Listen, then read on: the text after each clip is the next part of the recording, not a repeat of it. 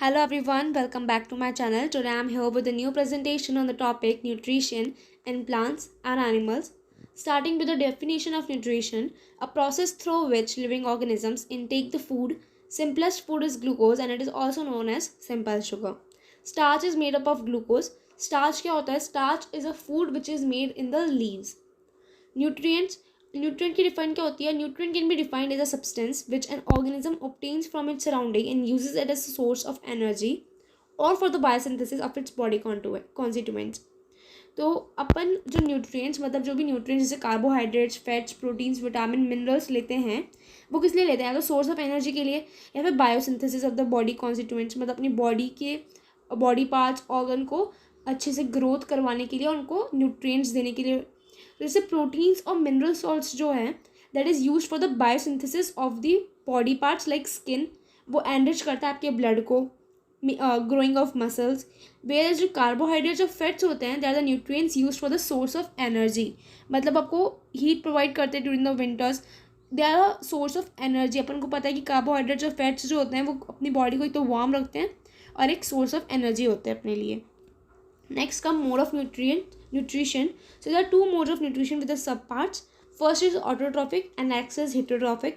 Heterotrophic mode of nutrition में subparts जैसे कि saprotrophic, parasitic, holozoic.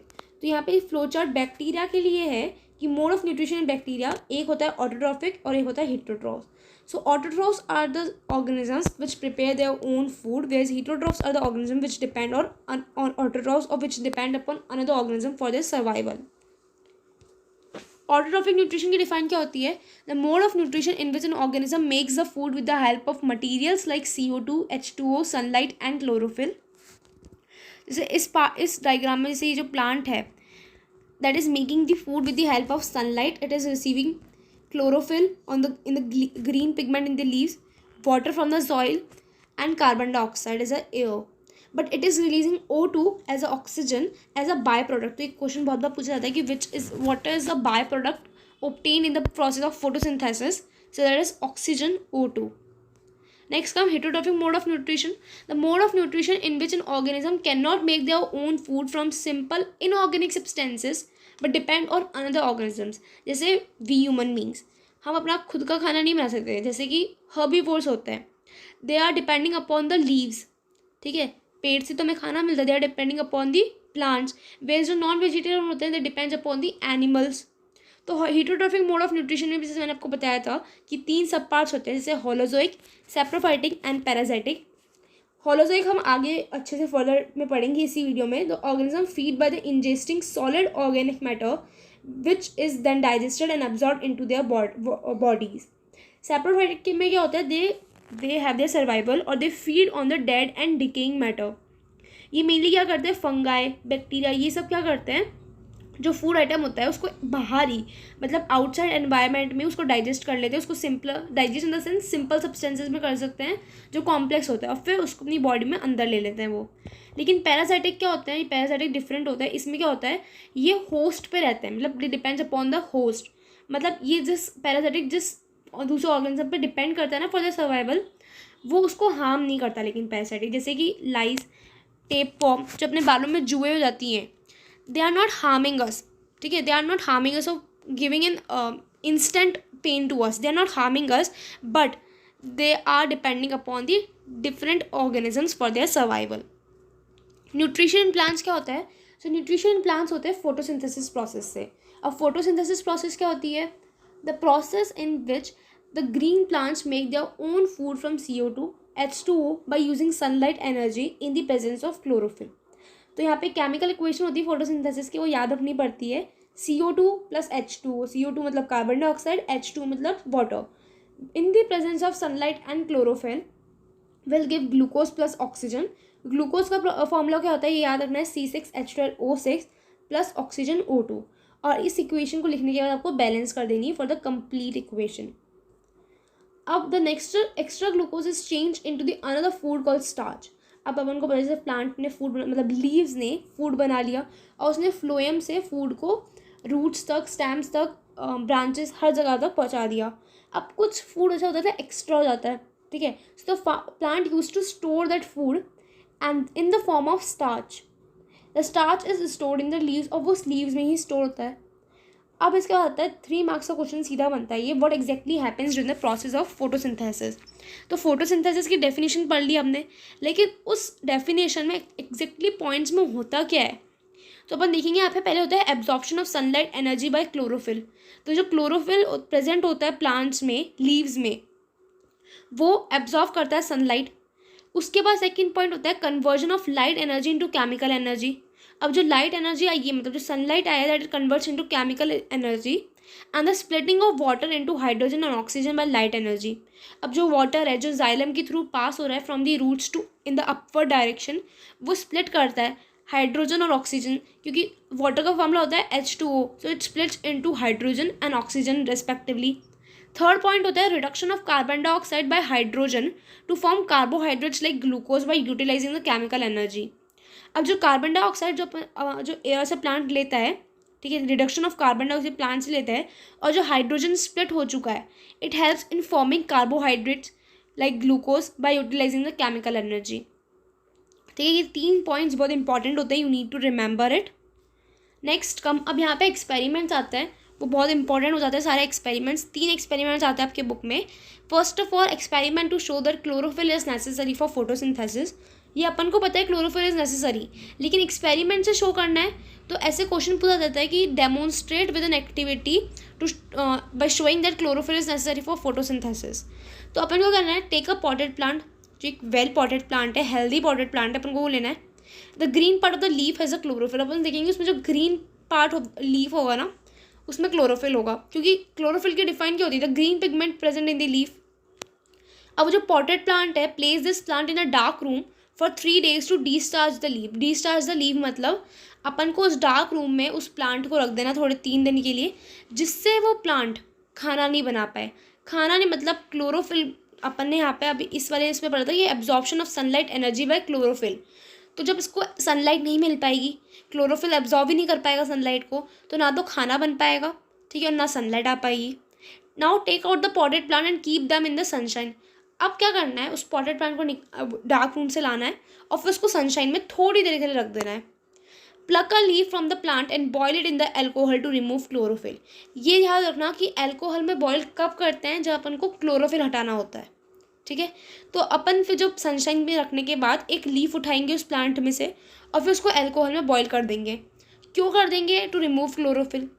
अब जब जो लीफ है वो हो जाएगी डी कलरिश, मतलब उसमें कोई कलर नहीं रहेगा, कलरलेस हो जाएगी वो। क्यों, क्योंकि लीव्स अपन को पता है ग्रीन कलर की होती है बिकॉज ऑफ द क्लोरोफिल, ठीक है। और अपन ने पॉटेड प्लांट लिया है तो मतलब वो ग्रीन तो होगी।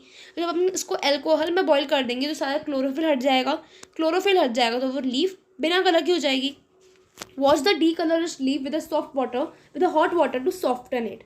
अब उसको क्या है, हॉट वाटर में आप हीट कर मतलब बॉयल करो या फिर वॉश कर लो, जिससे जो प्लांट है, जो लीफ है, एकदम सॉफ्ट हो जाए।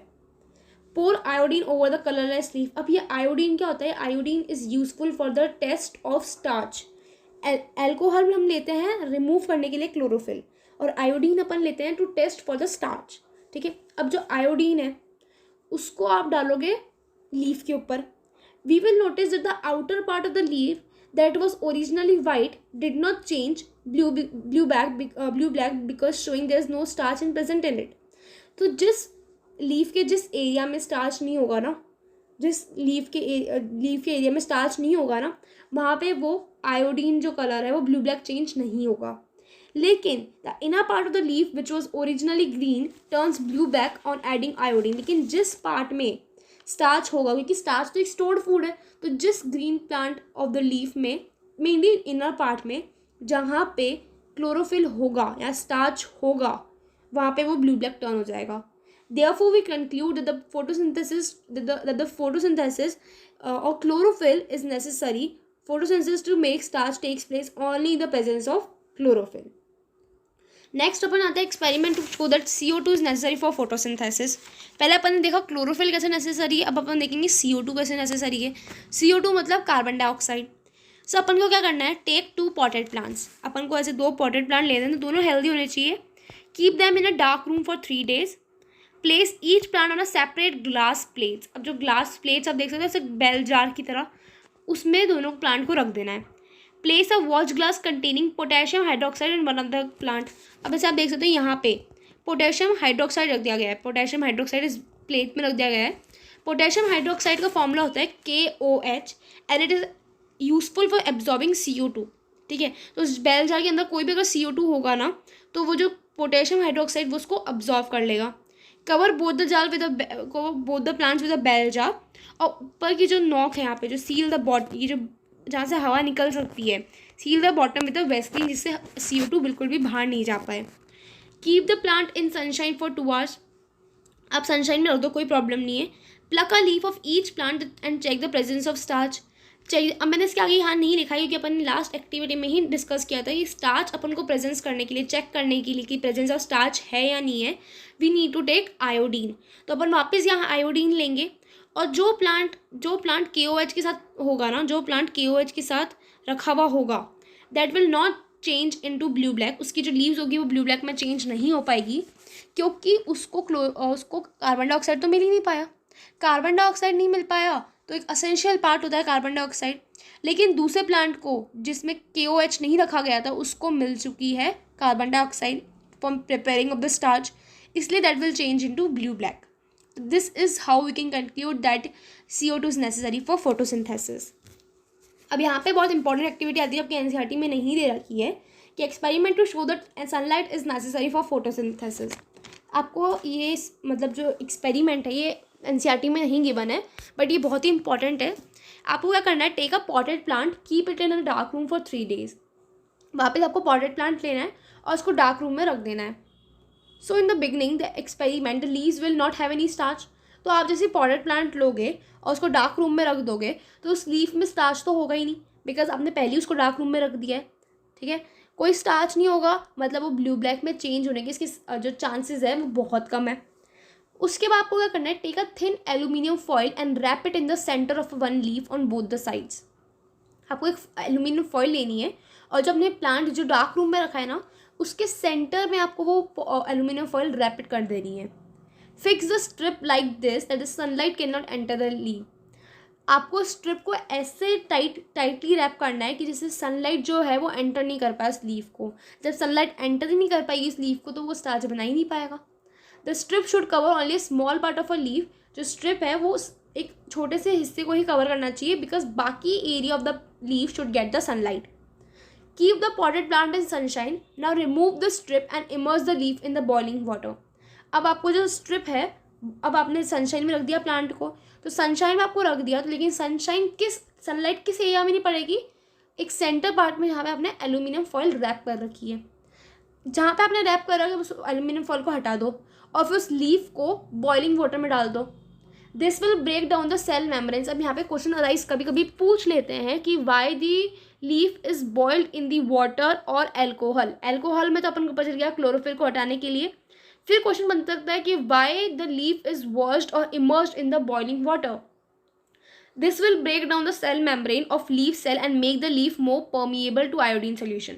अपन ने पिछले सनलाइट वाले में से पहले वाले में अपन ने पढ़ा था, क्लोरोफिल वाले में उसने बोला था कि अगर अपन हॉट वाटर में डाल देंगे, मैं दिखाती हूँ यहाँ पे, हॉट वाटर में डाल देंगे अगर लीफ को तो it will help to soften it. ठीक है, दैट्स वाई जब अपन हॉट वाटर में, बॉइलिंग वाटर में जब अपन लीफ को डाल देते हैं तो it becomes more permeable so that iodine could react upon it. फिर before testing for starch chlorophyll need to be removed. अब अपन ने स्टार्च के लिए टेस्ट करना है तो क्लोरोफिल करना, अभी तो हमने बॉइलिंग वाटर में डाला था सिर्फ, अब एल्कोहल में डालेंगे। ठीक है, तो क्लोरोफिल रिमूव करने के लिए हम अपन एल्कोहल में डालते हैं। Put the leaf in alcohol, the leaf will not become colourless. Remove the pale leaf, यहाँ पे मैं गलत लिख दिया, the leaf will become colourless, actually the leaf will become colourless. Remove the pale leaf and wash it with the hot water to soften it. उसके बाद जो अपने जो पेल मतलब जो कलरलेस लीफ है उसको वापस वॉश करो हॉट वाटर से जिससे वो सॉफ्ट हो जाए। Drop the iodine solution over the colourless leaf. अब आयोडीन सोल्यूशन जानना है अपन को कलरलेस लीफ पे। अब अपन जो उसमें कंक्लूड करेंगे वो ये आएगा कि जिस एरिया पे अपन सेंटर पार्ट पे अपन ने एल्यूमिनियम फॉइल रैप करी थी वो पार्ट जो है वो ब्लू ब्लैक में चेंज नहीं होगा। क्यों चेंज नहीं होगा? क्योंकि वहाँ पे सनलाइट आई नहीं है, सनलाइट आई नहीं है, क्योंकि अपन ने पढ़ा है क्लोरोफिल सनलाइट को एब्जॉर्व करती है, लेकिन जब सनलाइट ही नहीं पहुंची, क्लोरोफिल तो है लेकिन सनलाइट ही नहीं पहुंची तो स्टार्च बन ही नहीं पाएगा। स्टार्च नहीं बन पाएगा तो iodine solution will not change iodine, with the help of iodine solution the colour will not change into blue black. लेकिन जो लीफ का पार्ट जो अनकवर्ड था वो चेंज कर जाएगा ब्लू ब्लैक में। Hence sunlight is necessary for the photosynthesis, we concluded. अब यहाँ पे आता है कि ऐसे कई बार आपकी बुक में आपको दे रखा है ये डायग्राम, कई बार इसमें से पूछ लेते हैं कि जैसे ऐसे एक्स करके पूछ लेंगे कि ये पार्ट क्या है, तो ये जाइलम है और ये फ्लोएम है। ज़्यादा इंपॉर्टेंट नहीं है but still you should not ignore it. अब how the plants obtain CO2, ये बहुत इंपॉर्टेंट क्वेश्चन है। स्टोमेटा का अधिकतर पूछा जाता है क्वेश्चन कि how the plants obtain CO2। जो plants obtain their CO2 from the stomata. ठीक है, प्लांट्स जो होता है वो ऑब्टेन करता है CO2 कहाँ से, गार्ड सेल से और स्टोमेटा से। गार्ड सेल्स क्या होते हैं, गार्ड सेल्स स्टोमेटा के बाहर प्रेजेंट होते हैं फॉर द आउटर कवरिंग, वो प्रोटेक्ट करते हैं स्टोमेटा को। अब एक्चुअली आप डायग्राम बना के आ सकते हो वहाँ पे आप चाहो तो, open stomata and close stomata. तो मैं आपको बता देती हूँ कैसे होता है। तो जैसे आप देख रहे हो यहाँ पे ये जो दिख रहे हैं आपको ये वाले पार्ट्स, ये होते हैं गार्ड सेल्स। और जो ये अंदर का पार्ट है ये जो अंदर का ये वाला पार्ट है that is known as stomata. ठीक है, तो इस स्टोमेटा में होता क्या एक्चुअली, तो जब गार्ड सेल्स में पानी चल जाता है अंदर, जब गार्ड सेल्स में पानी चल जाता है अंदर, तो पानी चले जाने पे क्या होता है, वो स्वेलअप हो जाता है। ठीक है, तो गार्ड सेल्स स्वेल हो जाते हैं, स्वेलअप हो जाते हैं तो उसमें एक एरिया बन जाता है। यहाँ पे देख सकते हो आप, एरिया बन जाता है अंदर। ठीक है, एरिया बनने के कारण यहाँ पे CO2 आराम से ट्रांसफर हो सकती है inside and outside the stomata. लेकिन जैसे ही वाटर बाहर चल जाता है इस गार्ड सेल से, जैसे ही वाटर बाहर चल जाता है गार्ड सेल से, तो गार्ड सेल्स श्रिंक कर जाते हैं। ठीक है, दीज गार्ड सेल्स श्रिंक करने से क्या होता है, जो स्पेस होती है वो बंद हो जाती है। ठीक है, स्पेस बंद हो जाती है तो यहाँ पे CO2 फिर ट्रांसफर नहीं कर पाता है। ठीक है, this is how actually the plants obtain CO2। यहाँ पे इसको कहते हैं स्टोमेटा का, मतलब स्टोमेटा से ओपन स्टोमेटा क्लोज स्टोमेटा के बारे में डायग्राम पूछ जाते हैं इसमें। अब न्यूट्रिशन इन अमीबा कैसे होता है, मैंने बताया था होलोजिक मोड ऑफ न्यूट्रिशन होता है अमीबा में। So the mode of nutrition in amoeba is holozoic mode of nutrition. The process of obtaining food in amoeba is called as phagocytosis. इसको सेल्फ फीडिंग भी बोलते हैं। तो अगर ऐसे क्वेश्चन बन के आ गया कि what do you mean by phagocytosis या फिर how do amoeba obtain its food, तो पहले तो आपको ये डायग्राम, ये जो 6 स्टेप्स है आपको ये बना के आना है। साथ में आपको डेफिनेशन लिख के आनी है कि the process of obtaining food in amoeba is called as phagocytosis, it is also known as self feeding. तो मैं आपको बताती हूँ कैसे होता है कि जैसे ये अमीबा अपन को पता है यूनिसेलुलर ऑर्गेनिज्म है, इसकी कोई परफेक्ट शेप नहीं होती है। तो इसमें जैसे आप देख सकते हो न्यूक्लियस है और यहाँ पे साइटोप्लाज्म है। ठीक है, यहाँ पे जितने भी सेल ऑर्गेनल्स इसके अंदर प्रेजेंट है। अगर इस अमीबा ने कभी भी अपने आउटसाइड सराउंडिंग में कोई फूड पार्टिकल देखा, तो अपने जो ये फॉल्स फीड होता है उस फूड पार्टिकल के अराउंड अपने एनलार्ज कर लेते हैं। इसको कहते हैं इंजेशन। ठीक है, उसको हर तरफ से मतलब you can say cover up कर लेते हैं फूड पार्टिकल को। उसके बाद वो फूड पार्टिकल अमीबा की बॉडी के अंदर आ जाता है। बॉडी के अंदर आने के बाद उसका डाइजेशन प्रोसेस स्टार्ट होती है। डाइजेशन के बाद जो भी उस फूड से न्यूट्रिएंट्स होते हैं वो एब्जॉर्व करता है अमीबा। जो भी उस फूड पार्टिकल से न्यूट्रिएंट्स आते हैं वो अमीबा एब्जॉर्व कर लेता है। एब्जॉर्व करने के बाद उसको कह सकते हैं एब्जॉर्प्शन। एब्जॉर्व करने के बाद अब वो न्यूट्रिएंट्स मतलब कहीं अप्लाई भी तो होंगे, सब उसकी बॉडी में सप्लाई होंगे फॉर एनरिचिंग इट्स बॉडी। ठीक है, उसको ग्रोथ के लिए हेल्प करेगा, उसको उसके हर बॉडी पार्ट्स को न्यूट्रिएंट प्रोवाइड करेगा। तो that is known as assimilation. उसके बाद उस एसिमिलेशन होने के बाद जो भी वेस्ट होगा, मतलब जो फूड पार्टिकल जो भी वेस्ट होगा वो थ्रू आउट हो जाएगा from amoeba body, that is known as excretion. तो ये होता है न्यूट्रिशन इन अमीबा। तो ये क्वेश्चन बार बार पूछा जा सकता है कि that is steps of the nutrition in amoeba, how it takes place. तो आपको पहले डेफिनेशन लिखनी है कि कौन सा प्रोसेस कहलाता है वो, और आपको फिर ये 6 स्टेप्स उधर डिफाइन करके आने हैं। पैरामेशियम में भी ऐसे ही होता है। पैरामेशियम वैसे आपकी बुक में दे नहीं रखा बट स्टिल मैं बता देती हूँ। जैसे इसकी भी पता है अपन को, ये ऐसी शेप होती है। तो यहाँ से फूड इनटेक होता है। ठीक है, फूड इनटेक होने के बाद वो फूड वैक्यूल में जाता है। फूड वैक्यूल की वहाँ फॉर्मेशन हो जाती है जहाँ पे वो फूड पार्टिकल जाता है। साइटोप्लाज्मिक स्ट्रीमिंग मतलब फिर वो हर जगह से यूज़ होके, ठीक है, हर जगह से यूज़ होके मतलब वो फूड पार्टिकल यूज़ होता है और फिर वो फूड डाइजेशन होती है। साइटोप्लाज्मिक स्ट्रीमिंग मतलब साइटोप्लाज्म में से फिर वो डाइजेशन के लिए जाता है, वहाँ न्यूट्रिएंट्स एब्जॉर्ब होता है और फिर वो वेस्ट रिलीज हो जाता है। तो ये पैरामेशियम में होता है, लेकिन इट्स नॉट इम्पॉर्टेंट बिकॉज ये आपके एनसीईआरटी में नहीं दे रखा है। अब ह्यूमन डाइजेस्टिव सिस्टम जो बहुत ही इंपॉर्टेंट है, it consist of buccal cavity that is known as mouth, food pipe, stomach, small intestine, large intestine. और जो ह्यूमन एलिमेंट्री कैनाल होता है वो 9 मीटर लॉन्ग होता है। आप ये थोड़े फैक्ट्स डाल सकते हो अपनी आंसर शीट में कि the human alimentary canal is also 9 metre long. अपन देखेंगे, सबसे पहले स्टार्ट करते हैं इंजेशन से। तो human beings have a special organ for the ingestion of food that is known as mouth. There is a fluid called saliva secreted by the salivary glands. Biocatalyst को अपन एंजाइम्स भी बोलते हैं।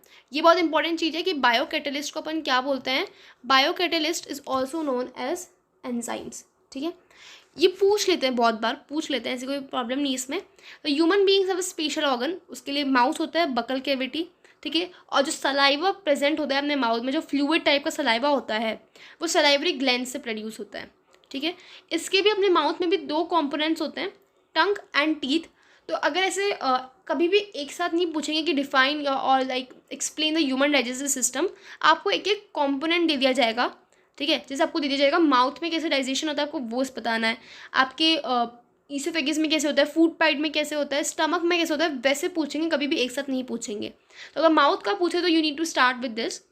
टंग में क्या होता है, it helps in mixing the food with saliva. आपकी टंग, आपकी जो मसल होती है, that helps in the mixing of the food with saliva.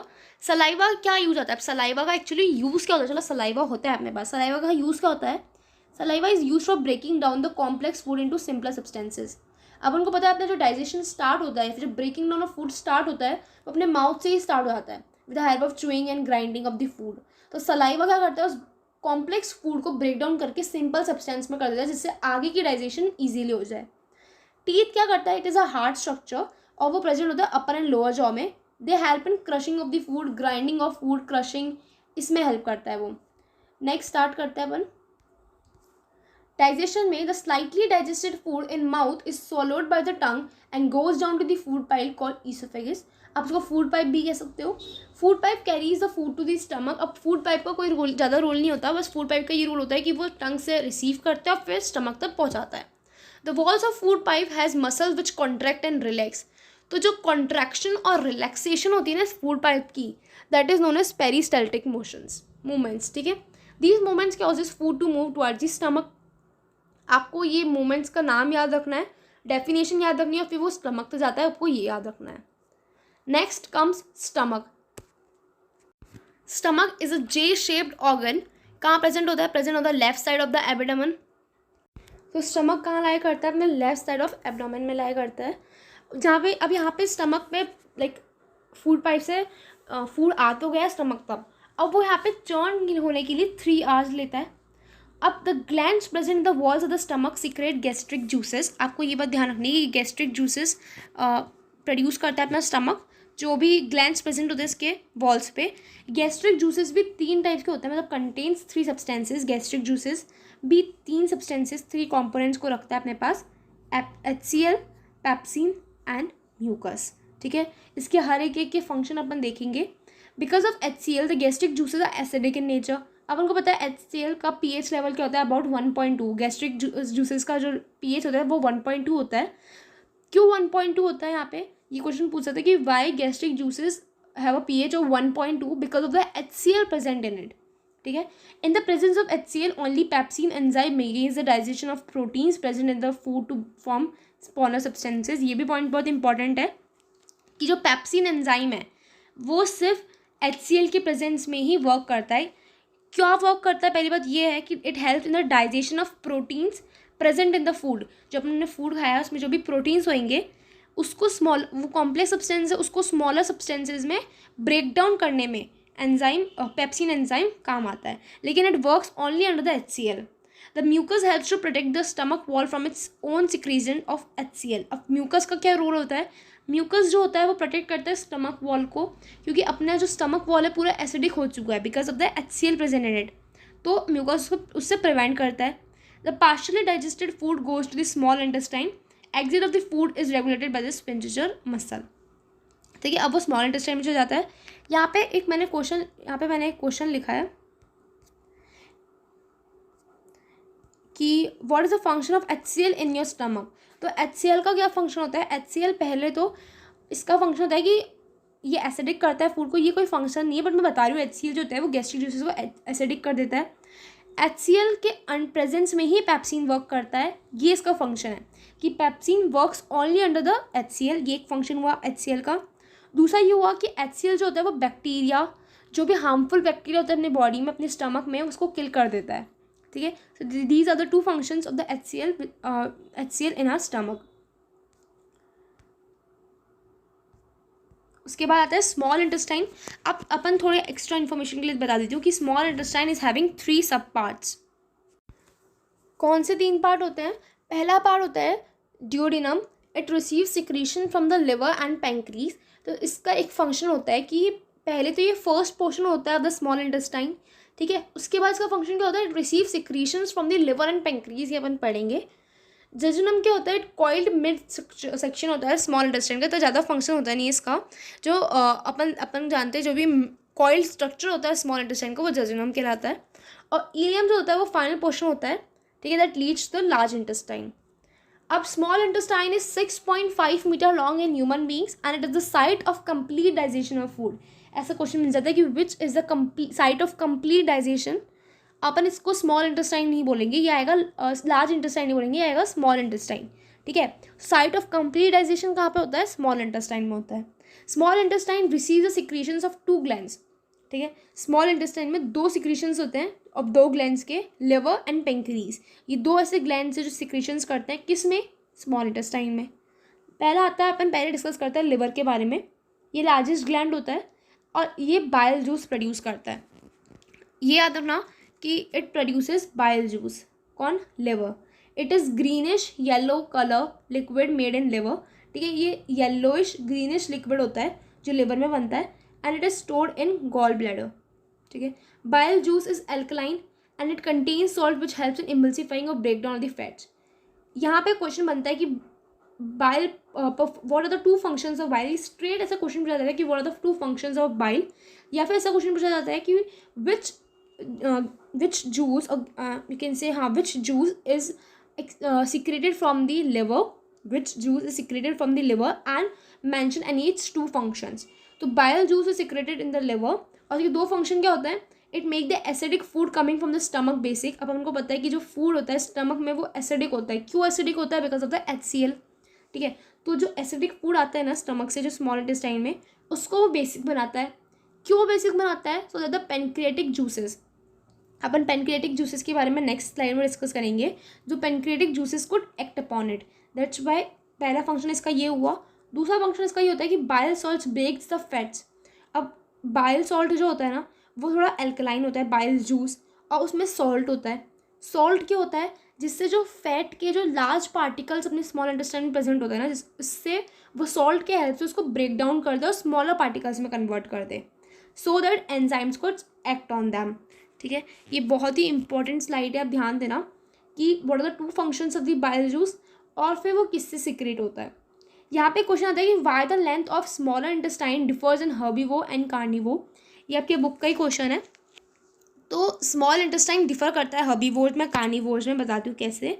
Herbivore जैसे काऊ, ठीक है, और वो सेल्यूलोस मतलब ग्रास खाती है। ग्रास इज सेल्यूलोस, और सेल्यूलोस को डाइजेस्ट होने में बहुत टाइम लगता है, इसलिए उसमें मतलब जो स्मॉल इंटेस्टाइन का जो साइज होता है वो थोड़ा लार्ज होता है। वेयर इज जो कार्निवोर्स होते हैं, कार्निवोर्स क्या खाते हैं? मीट चीज़ें खाते हैं, चिकन, ऐसे नॉन वेज चीज़ें खाते हैं, ठीक है। और मीट को डाइजेस्ट होने में, ब्रेक डाउन होने में कम टाइम लगता है रेदर देन सेल्यूलोस। तो इसलिए उनकी जो स्मॉल इंटेस्टाइन होती है उसकी जो साइज़ है वो छोटी हो जाती है रेदर देन हर्बीवोर्स की। अब पैनक्रियास क्या होता है? It is a large gland just present just parallel to and beneath the stomach. जो स्टमक होता है उससे जस्ट पैरेलल होता है और उस जस्ट स्टमक के नीचे ही पैनक्रियास लाई करता है। पैनक्रियास सिक्रेट्स पैनक्रियाटिक जूसेस और उसमें डाइजेस्टिव एंजाइम्स होते हैं जैसे कि अमाइलेस, ट्रिप्सिन, लिपेज। तीनों के अलग अलग फंक्शन होते हैं, मैं बता देती हूँ। अमाइलेस जो होता है वो ब्रेक डाउन करता है स्टार्च को एंड परफॉर्म हाइड्रोलिसिस, ठीक है। आपको मेनली याद रखना है कि it breaks down the starch, वो स्टार्च के लिए यूज़ होता है। ट्रिप्सिन जो होता है वो प्रोटीन्स के लिए यूज़ होता है। अब इधर क्या है? Trypsin converts remaining proteins into peptones and peptones into peptides and amino acids. मैं बताती हूँ कैसे। स्टमक में जो पेप्सिन होता है वो हेल्प करता है digesting proteins from the food. अब जो प्रोटीन्स फिर भी फूड में बच गए हैं, ट्रिप्सिन उसको उससे क्या करता है, रिमेनिंग प्रोटीन्स को पेप्टॉन्स में कन्वर्ट करता है, उस पेप्टॉन्स को पेप्टाइड्स में कन्वर्ट करता है और फिर उसको एमिनो एसिड्स में करता है।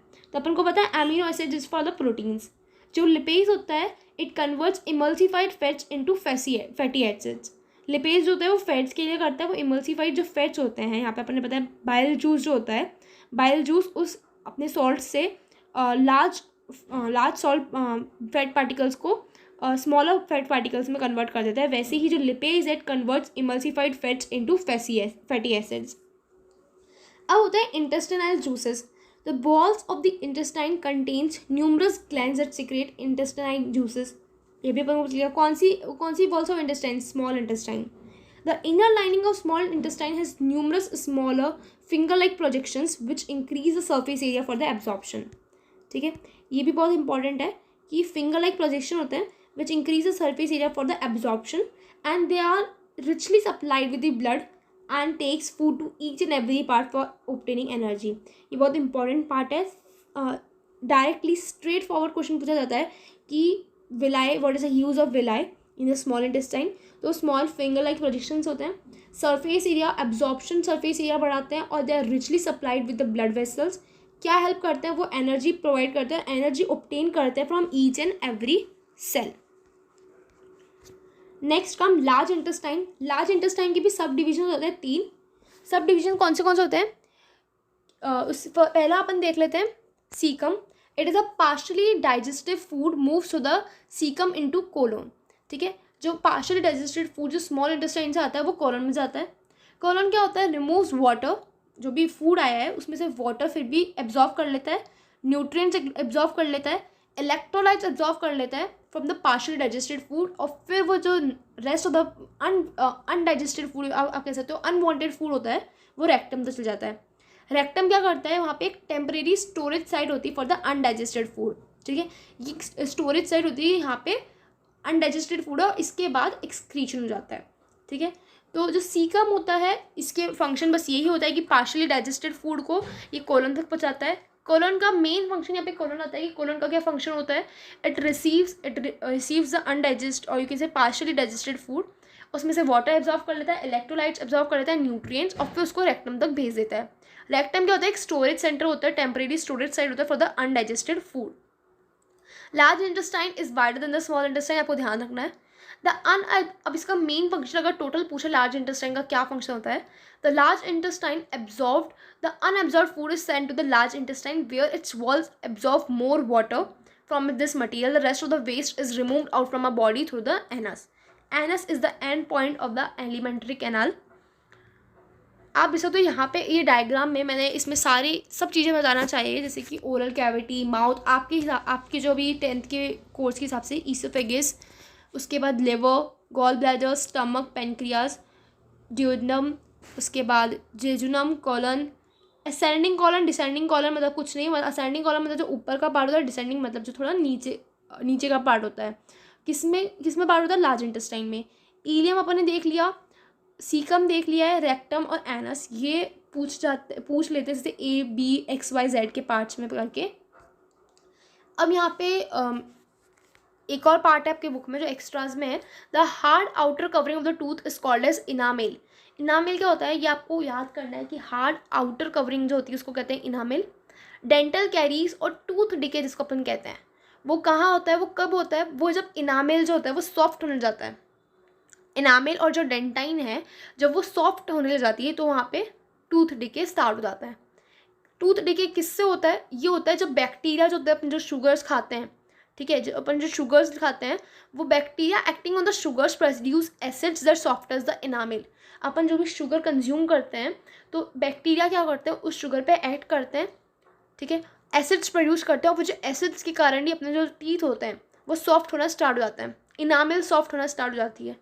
Masses of bacterial cells together with food particles stick to the teeth to form dental plaque। और जब ये बहुत सारे बैक्टीरिया अपने दांतों में चिपक जाते हैं, स्टिक टू द टीथ, तो ये बना देते हैं डेंटल प्लेग। और सलाइवा जो होता है वो वहाँ तक नहीं पहुँच पाता है अपने टीथ तक, तो वो न्यूट्रलाइज नहीं कर पाता उस एसिड को, ठीक है। अपना जो सलाइवा होता है वो हल्का सा बेसिक होता है, तो अब अपन को पता है कि अपने जो एनामेल है वो किससे सॉफ्ट हुआ है, एसिड्स को, तो उसको न्यूट्रलाइज करने के लिए बेसिक चाहिए होता है, बेसिक चीज़ तो अपने जो सलाइवा होता है वो उस पार्ट तक नहीं पहुंच पाता है, that's why it could not neutralise, और वहाँ पे plaque covers the teeth. So that's all for today. Thank you and have a nice day. If you like my video, don't forget to like, share and subscribe my channel. Thank you.